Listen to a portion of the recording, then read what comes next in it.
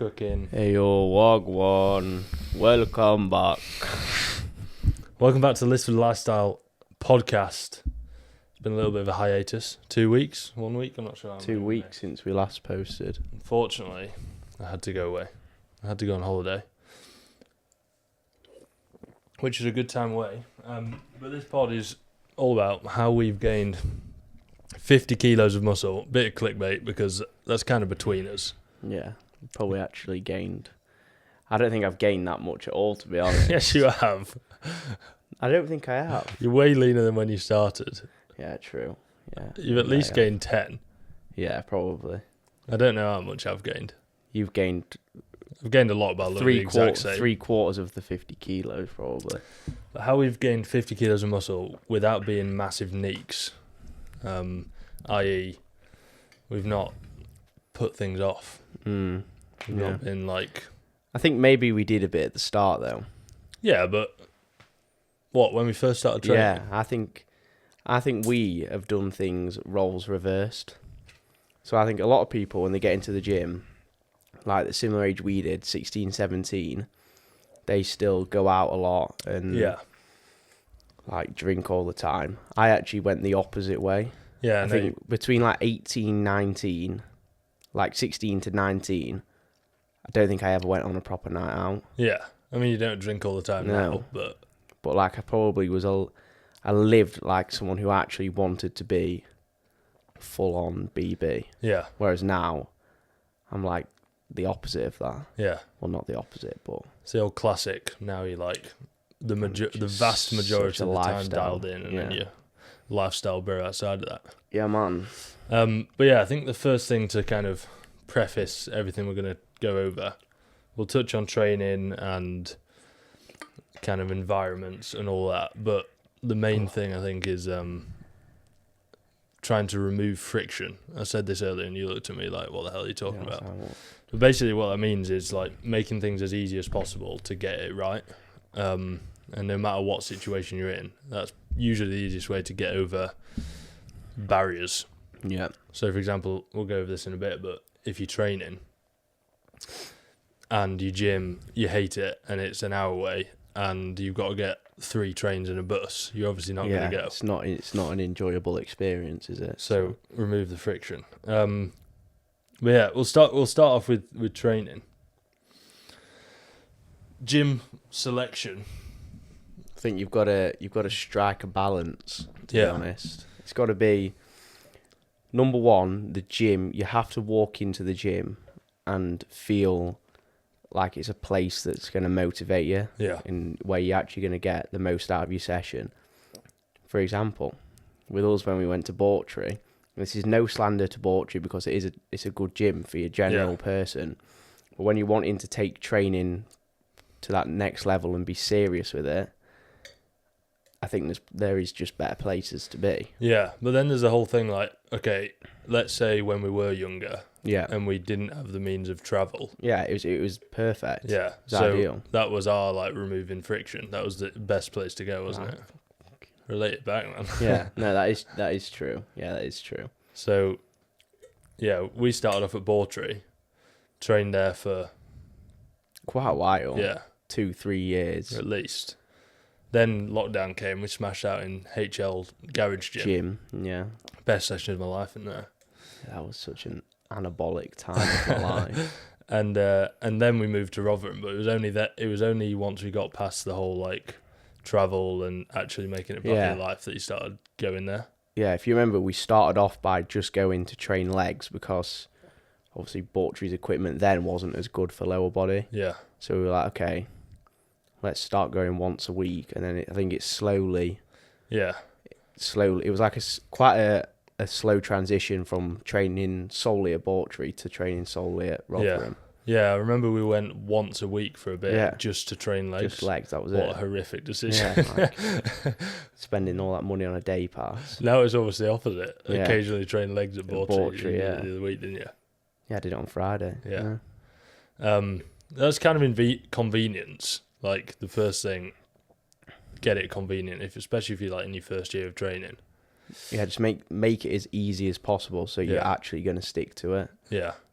gym selection, travel time, and then the second thing is like actually finding somewhere that kind of relates to your training experience and your goals. Yeah.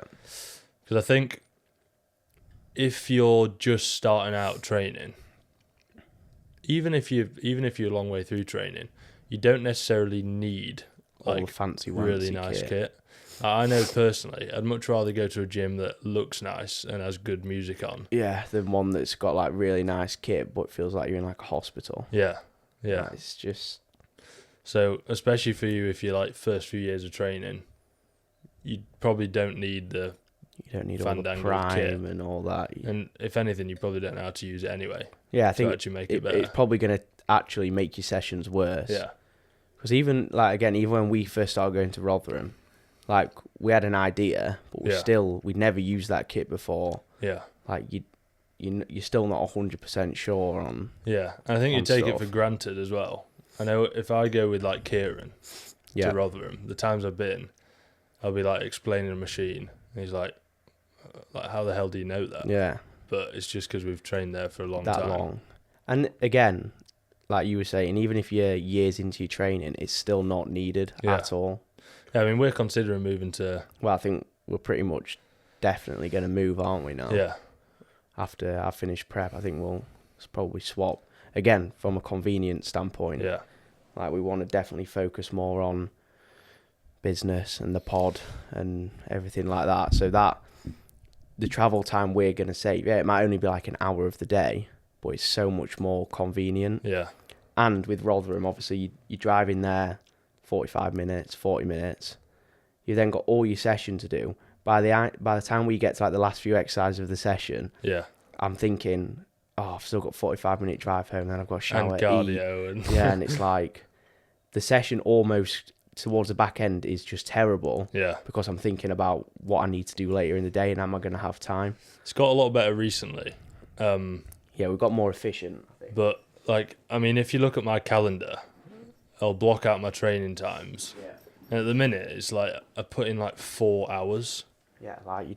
And that's obviously getting ready for the gym, having a meal, travelling to the gym. Money part 2.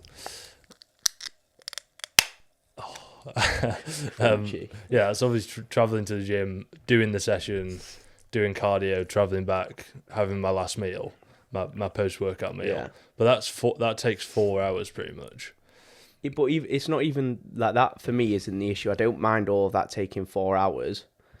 But again, it leads back to the quality of the session gets worse because I'm thinking I need to get back and do all this. Whereas when we go to RT, I'll be happy to spend 2 hours in the gym. Yeah.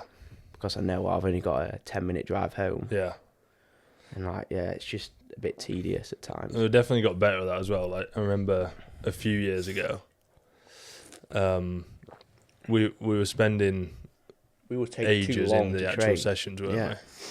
At the end of it, no one can stay in that session for that long and stay as mentally switched on for that period of time. So I don't care what anyone says, they can't. Yeah, it's just not. It's not possible. Yeah, it was like we're doing like strongman-esque sessions, like taking half a day to do them. Yeah, like 10 warm-ups. Yeah, and it's just not needed. I'm not quite ready. Not quite ready. Crack on with it. It's just So, number 1, choosing your physical environment for training. Make it convenient. Choose a gym that you actually like. Yeah. And consider your goals. Even if you're just starting the gym when you first year of training, like maybe you're doing your first diet, you could get away with doing bodyweight stuff if like you really need to. Yeah. So there's always a way around it, and don't put these big roadblocks in front of you. I think it all comes back though to social media. Like people see all these people who are coaching online, they can work whenever. And they think, I've got to be like that. Like, I've got to spend hours in the gym. I've got to travel to the best gyms. Yeah. And you really don't have to do that. So we talked about that before, didn't we? How, like, if you look at people's sessions on social media, especially, like, these high-level bodybuilders, they'll have, like, 8 or 9 exercises. Doing the same thing that they could have done in, like, 3 exercises. Just done more sets. Yeah. And then you end up spending absolutely ages. And it's easier to go, I did it. I'd be thinking... Well, I need to do a lateral raised in the short, then I need to do a mid-range challenge, then I need to do a length and raise challenge for my side delt. It's like I'm doing 3. It's just not needed, is it? Yeah. That's another thing I think as well with this, when we both get back into like an off season, is having less exercises. Yeah. And just doing more sets. Yeah. Like we've already started doing that, to be fair. Like I think most of our sessions are like 5-6 exercises. Yeah. Just doing more sets on those ones that we actually get on with. I think we covered that anyway. You do get better if you do it more as well. I do think you get better at the movements. Quicker. Yeah, definitely. That first period of like trying to find out what works for that certain movement is covered. So yeah, make sure you choose a good gym.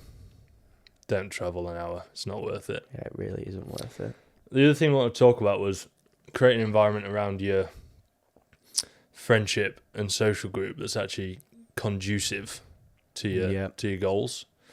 Because we were saying the way it's easy to say that we do everything perfectly, but it works very well for us. It has been. It's not really something for us that we've actually had to think about and assess. It's just naturally worked out. Yeah. Really, really well, I think. Yeah, but we basically have, after spending a lot of time in the gym circle, we've got like gym friends. Yeah. Will obviously we do some other stuff with them. Yeah, and we'd still be happy to do other stuff with them, but generally it's, if you're with those people, it's gym related. Yeah, and then we've got home friends from school and whatever that you're doing fun stuff with. Naughty activities, really. But we were talking about just a second ago how like it's quite easy to be in a friend group that actually make it way harder to progress. Yeah. It is a tough one though, because like you don't want people to listen to this and walk away from it and just be like, oh, I need to just stop speaking to my friends who like to have a drink and stuff, because that's not.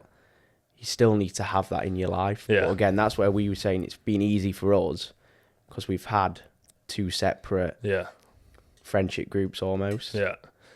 But I think that's a big point. You don't want people to think, oh, I need to just stop being friends with these people because they don't go to the gym. Yeah. That's not It's true. kind of like, okay, if something's going to go wrong to the plan and it's your decision, then it's sort of like, okay, that's fine. Yeah. But if you're being forced into it, I'd say that's when you need to draw a line with it. Gets a bit weird. And if it works for us again, because most of the time when we're with my mates, our mates, we kind of like we've managed it anyway. Yeah. Put the things in place that you need to. Go listen to the other pods if you don't know what they are. And then you go out and you don't even have to think about it. Or you go out for a meal and you don't have to think about it. But I think it's when let's say you're dieting or things are getting a little bit more difficult, and then you go out with your mates and you are trying to be still a bit sensible when you are out for a meal or whatever, and they're going, oh no, have more drinks, have more food, have this, and they're forcing it on you. You sort of got to be like, Yeah. Like really, if they're your friends and they're your real friends, they should understand what you're wanting to do and what your goals are. Yeah.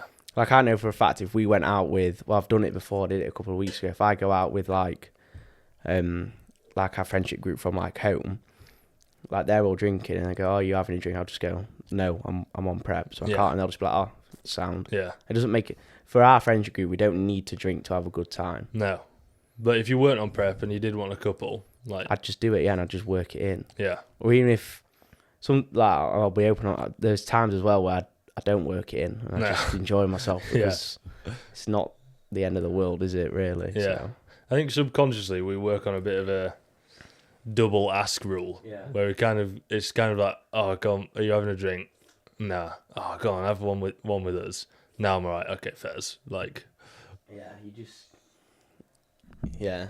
You know what I mean? It's kind of like, if you've said no twice, then I think that's kind of the final draw. I think even like, you can put it back to when we were on holiday and we were thinking whether we should go to bed or stay out and go out and stay out all night. Yeah. Remember, we literally sat down on a wall, didn't we? We were walking. We asked ourselves this. We literally was speaking for like 15 minutes. We were like listing the pros and cons. We'd just been out to kind of like the bar-y area sort of thing. And we talked about before the in Havar, you can then get on a boat to Carpe Diem, which is like, it's a commitment. If you go if there, you go and you've got to commit, it's not cheap. So we were eyeing it up. We started walking home, didn't we, to go to bed. Or Yeah. not to bed, we were just going to go and chill out at the apartment and then go to sleep. Yeah. And I remember I just turned to you and I was like, what are we doing? It was the old like, no, we're not going. Looking through the corner of your eye. Nah, I don't fancy it, do you? And do you remember when we left that bar place and we were like, right, okay, we should go home. And the whole like of the walk back, we were just looking at each other like, we both knew we wanted to stay, but we sort of like didn't know whether to say something. Yeah. But it is like that whole walk down the pier there. Yeah, it's just whatever you want to call just it. a walk of temptation. Yeah. It's like you go past the Carpe Diem bar. It's kind of Then looks you see quite the boat cool. There's going over to the island, nice and you're little like, walkway onto the boat. Pretty hard to avoid. yeah, But yeah. it invites you in. In that moment, we're on holiday. You don't want to miss out on stuff, Yeah, and you know it's going to be pretty good. I think we literally, we literally said to each other like, in a few days' time we're going to be home and we're going to be in this like business sort of, we call it like monk mode, don't we? Because when we are at home, we are just dialed in. So we're like, what's one night going out going to affect? Like, yes, okay, it might be a bit expensive, and it's one of those things where we say it all the time. It's cringy, but money comes and goes. Yeah, I think the whole like, I mean, we were kind of drunk at that point. Yeah. So the whole pros and cons listing probably was heavily favoured towards going out. Yeah, but also I think that in a normal situation, we'd probably apply that like in our own heads to other situations. So let's say you're out for a meal and you're dieting, you've had a steak and some veggies or whatever, and you're looking at the dessert list thinking they look pretty good. Yeah. You probably naturally go, okay, in your head, pros and cons. This is probably going to be pretty tasty. Cons, tomorrow, where am I going to go? I don't really... Yeah. Not really sure about that. I need that? Yeah, when I'm in France all the time, I've learnt my lesson now that they do these like proper melt in the middle chocolatey cake things, and they taste unreal. But after I have them, pretty much every time, I just feel awful. Yeah, you're like, oh no, I just feel like poo. So now when I go, I'm looking at the desserts. I've decided I'm going to have one. Brackets, that happens every time. There is no to that question. Yeah. But like, I'll always go for something that I'll feel decent for. Yeah, you're not going to feel like shit after. Like, they'll do these proper nice Port de Soleil ice cream things. Yeah, that's you get like sorbet and like fruit and all that, and you feel like nice just after. Making options that are going to be a little bit more sensible. Yeah. But again, like if you've planned ahead and you've worked in, and you know you can have the dessert. Yeah. Like the cake. Yeah. Even if it's going to make you feel like poo after. Yeah. But you're going to enjoy it at the time, just go for it. Yeah, pros and cons, man. Pros and cons. List pros and cons in your head. That kind of leads on nicely to the whole like mental environment. Yeah. Trying to create something that's easy, again, low friction. Yeah. That you can stick to when you're doing these things, and it's the whole idea of sort of flexible dieting. Yeah. I think on a normal, from people I've worked with at least, most people want a meal plan that they pretty much stick to. Yeah. And that's obviously, there's not that much flexibility there. Of course, if they want to swap something in and out, then they can do. But people like structure. Yeah, they just like. Yeah. For majority of people who are working things like that, it's easier just to have a set structure every single day. Yeah. But again, it comes back to how serious they are about their goals. Yeah. But I think no matter how serious you are, if something's easier and it gets you better progress, you should might want as well to do it. Yeah. But then the whole spectrum of meal plan, I never miss it, to if it fits your macros, I basically have what I want and kind of make it fit. I think you'll naturally spray through the spectrum depending on what's going on. So like on a normal day, like we say, me and you pretty much stick to a meal plan. Have a meal plan, yeah. But then again, if you're going out for a meal, flexible dieting comes in. If it fits your macros, kind of. And then you're in a good spot. And then you get uber flexible when you're on holiday. Like you bank all your calories for tinnies. I'm the least loose man in Ohio when it comes to that. By the way, we haven't just written everything down we want to say. We've just got like an actual structure this week. Yeah. To the pod. Hopefully they like it.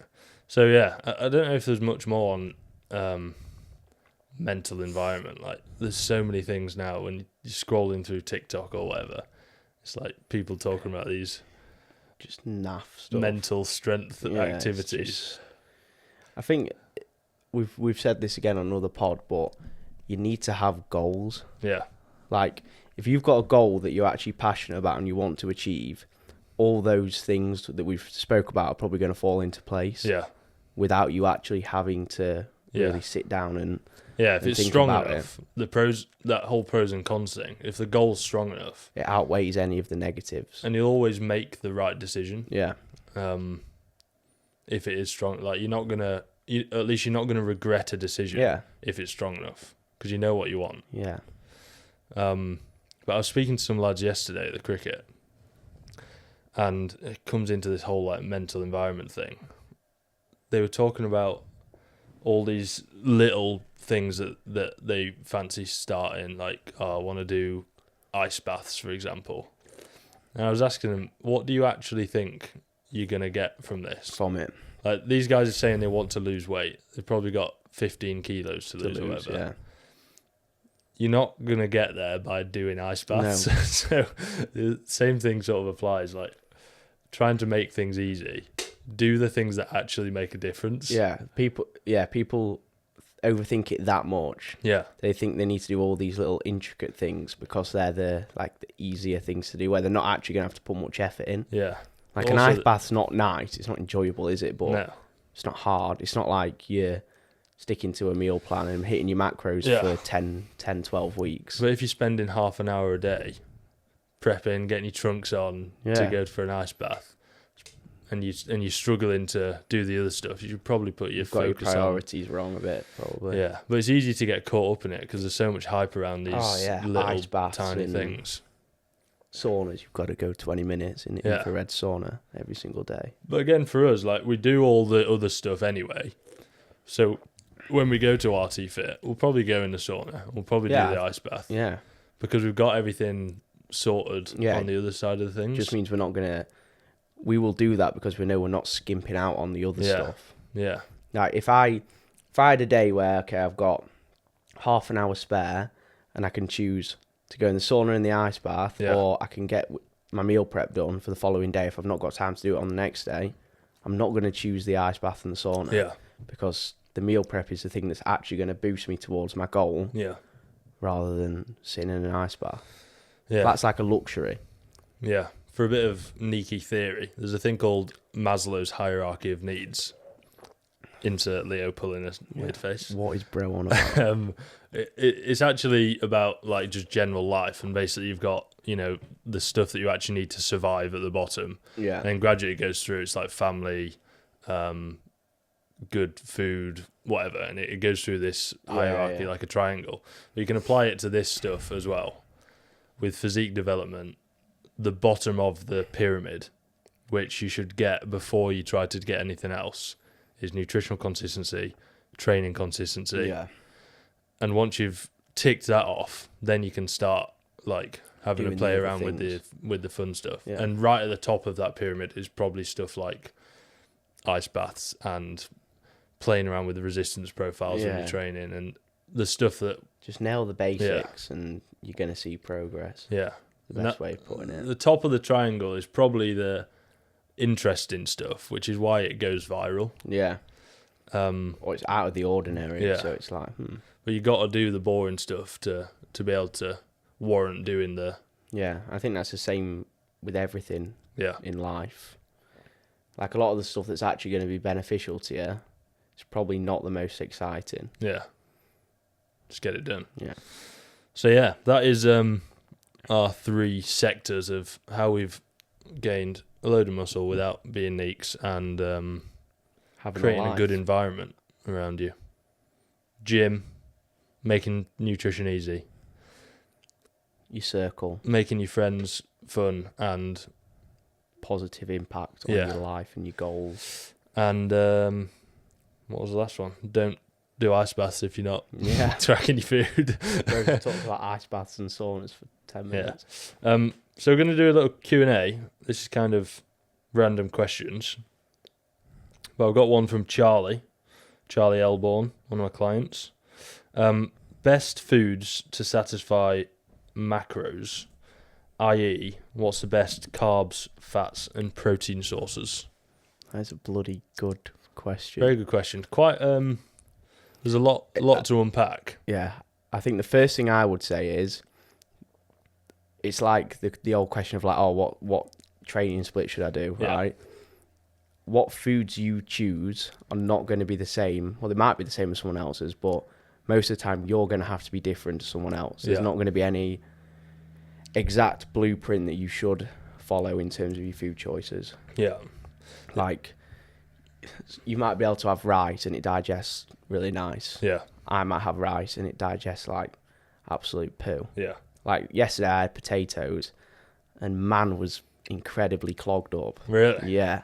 Because I've just not had them in so long, and I was just like, they were sitting in my stomach so heavy. It felt awful. And I was like, it's not, just not a good digestive move. Yeah, I think we'll go through each one briefly. I was speaking to Charlie. We're obviously trying to expand the training lab, and he was like, I was basically asking him, what do you want to see on there? Yeah. This was kind of one of them, but I'm not going to spend an hour on the pod talking about it. But there's a lot of stuff on social media again.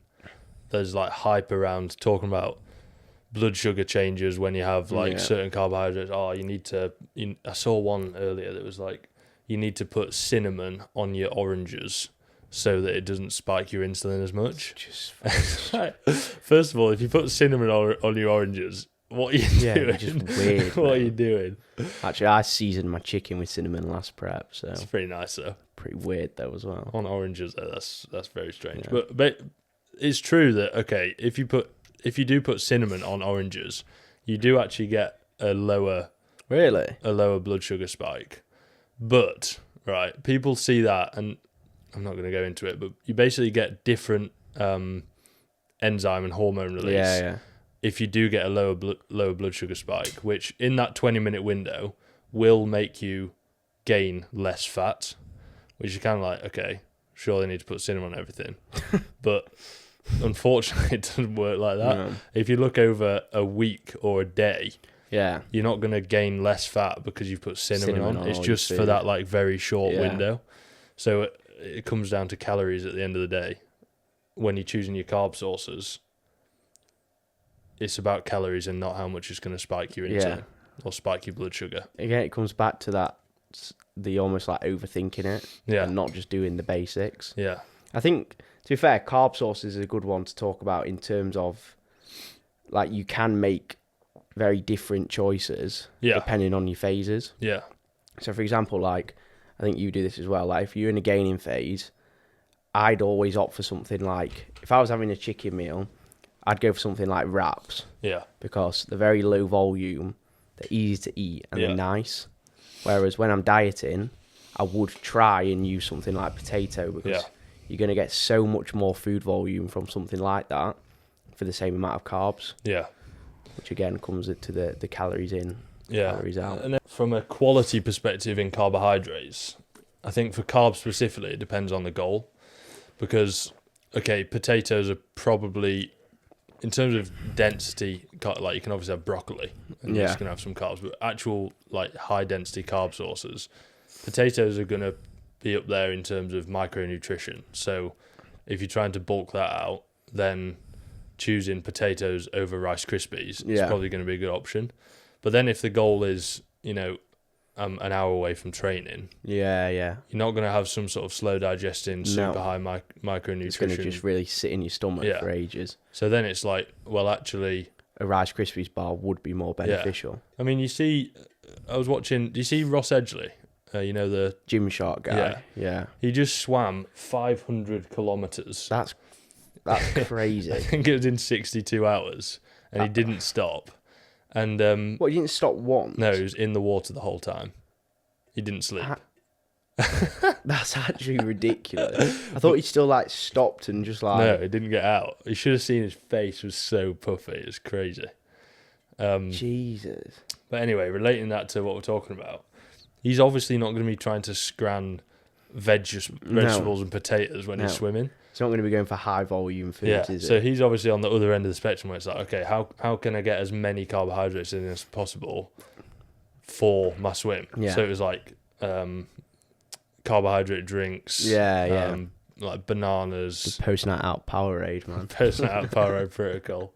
So, someone messaged me about that, saying it was Theo. I phoned him the other day. He was like, "Oh mate, I tried the post-night out Powerade protocol. It revived me. It was no hangover." Yeah. Turns out we know what we're talking about. So yeah, carbohydrates depends on the goal. Pre-training, fast digesting, carbohydrates like fruit, sugary stuff. Yeah. Maybe some bagels, jam, that kind of thing. The rest of the time, potatoes, rice, wraps, pasta. Yeah, oats, and you don't need to go for wholemeal, by the way. It's not gonna be that much better. Protein wise, I think this remains pretty consistent. Yeah. No matter the goal. Generally, you'll want to choose fairly low fat protein sources, I'd say. Again, it can sort of depend on the phase you're in. But like, even when you're in a gaining phase, you don't want to be slamming like hundreds of grams of fat, do you? Like, no. It's not going to be healthy for you. But obviously, you do still need fats. Yeah. So it's about that. It's about the balance of what phase you're in. Yeah. And you can look right down to the individual source and the goal of that meal. So like if you're just trying to get protein in, chicken, white fish, 5% beef, etc., is going to be good. Any lean sort of protein. Yeah. But then you might have a meal every 2 days or whatever that's like got a fatty salmon in or something like that. Get some omegas in you. Yeah. And that stays pretty consistent. Pre-training, you might want something that's very easily digestible. So don't have a steak before you train. No. It's going to be sitting heavy. But the rest of it, I don't think you need to think about it too much. Protein supplements.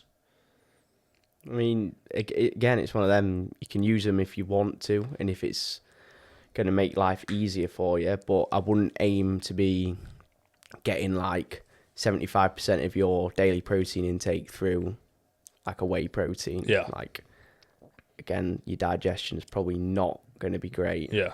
And you just want to be sticking to whole foods. Like. Yeah.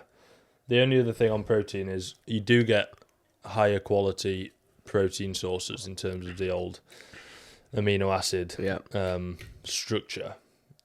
Basically, amino acids are what make a protein. Imagine it's like Lego blocks if you're building a Lego house. You got lots of different coloured blocks. Any animal source is absolutely pucker. bosh.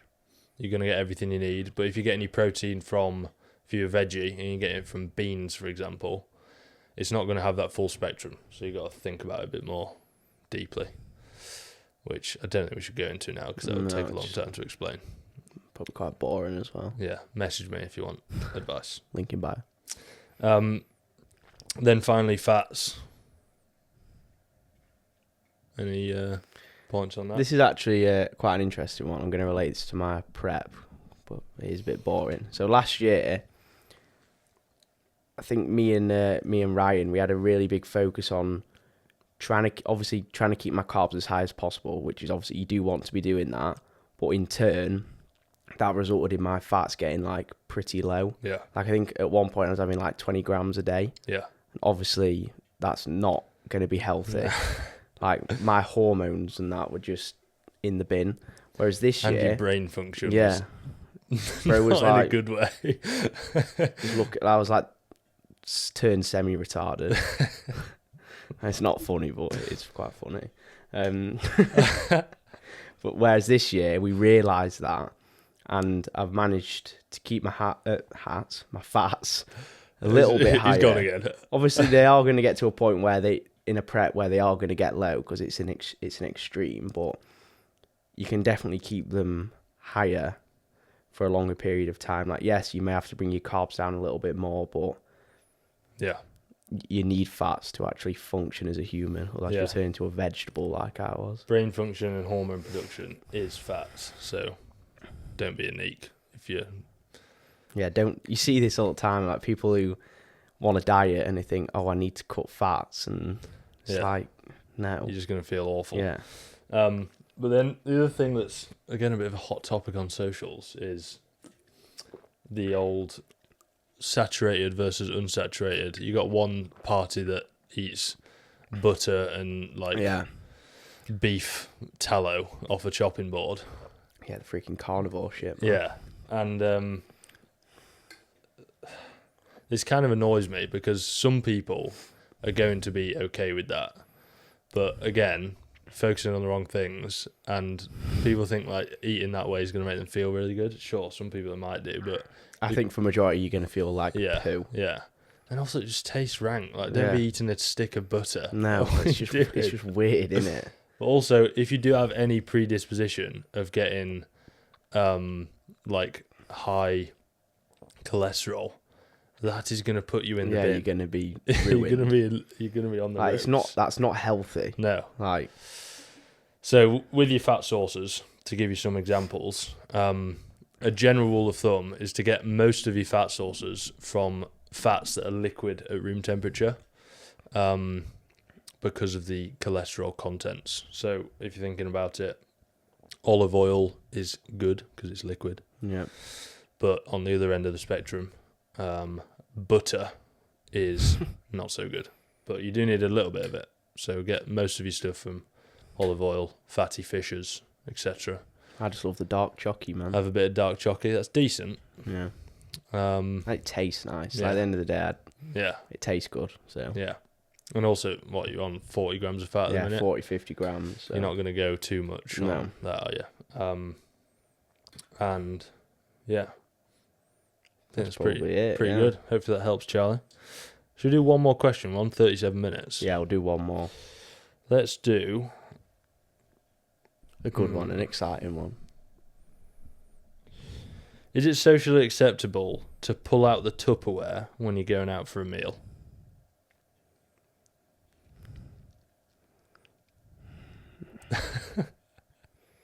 It is a tough one.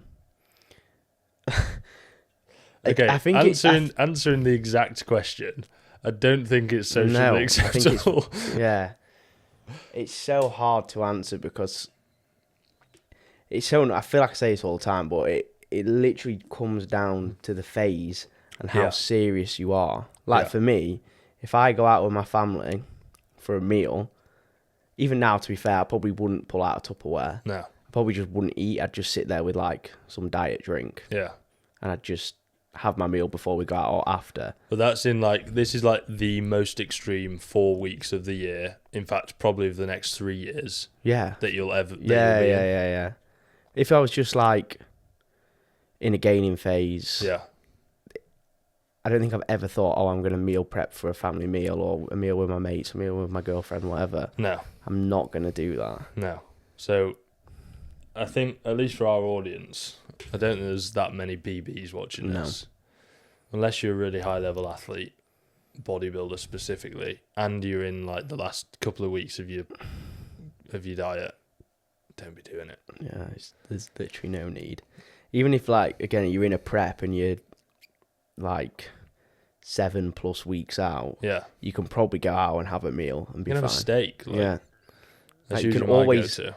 Like, you're never going to go to a restaurant and you see, let's say you say you have steak and chips on the menu. Yeah. You could literally say, can I have steak and the salad with no chips? Yeah. They're not going to start questioning you on, like, what you're doing. And then again, if you really want to be sensible, if you're having a salad, you can be like, can I have the dressing on the side? Yeah. Or just, like, normal questions. Yeah. I saw this on Brightman's YouTube. Like, he was, like, a week out. Yeah. And he was still going out for, like, breakfast with his wife or his girlfriend, whatever. But he was just asking them for exactly what he wanted. Yeah. Like, again, I think breakfast is probably the easiest meal to go out and like, keep it pretty clean. Yeah, like, you literally just said, can I have, like, 6 egg whites? Yeah. And an omelette. Yeah. But for the majority of you watching this, you don't need to do that. No. Just choose a good option. I mean, for me, I'm dieting at the minute, and I went to France for, how long was it? 2 weeks? 2 weeks, yeah. And I've lost 1.5 kilos. Which is good, say, being on holiday. Literally the home of cheese. Yeah. Cheese and wine. Yeah. And I went out loads of times. I had meals out loads, but I made good decisions that I'd actually want to eat anyway. Yeah. I had lots of steaks, a couple of burgers in there. Jobs are good in. And then you're groovy. No Tupperware was seen. Again, it's very easy to manage it, especially on like a holiday like that, because you know you're going to be active. Yeah. Like your expenditure's going to probably be higher than what for you anyway. What it is when you're at home. Yeah, I mean, I walked up and out.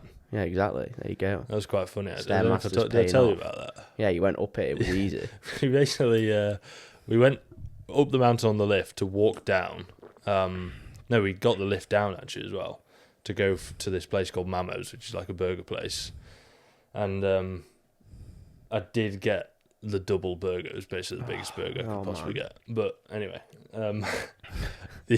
basically the lift closed because it started like thundering and raining. And this hill is pretty large. So we had to start walking up. And it took a good hour and a half maybe. Bro was steezing it. But because I'd been doing my Stairmaster, it was like home from home. It was easy. But then we got to the top and it actually started again, the lift. So we could have just waited.